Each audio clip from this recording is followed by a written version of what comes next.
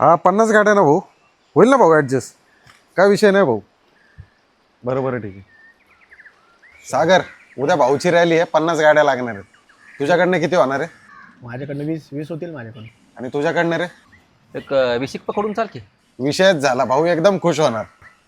तुझ्याकडनं पण काहीतरी होईल ना रे? माझ्याकडून काही नाही होणार. पण मला या गोष्टीची कमाल वाटते की तुम्ही तिघजण मिळून 50 गाड्या अरेंज करायला लागला. अरे विषय आहे भाऊचा. अरे मी मागे तुला एक गाडी मागितली होती. मला फक्त जॉब इंटरव्ह्यूसाठी जायचं होतं, तर तू नाही दिली. तू सांगितली गाडी सर्व्हिसिंगला गेली आहे म्हणून. सागर भाऊ, माझे वडील ॲडमिट होते. सकाळी संध्याकाळी डब्बा द्यायला जावं लागत होतं मला. गाडी दे म्हटलं तर तू काय सांगितलंस? नाही भावाला लागते.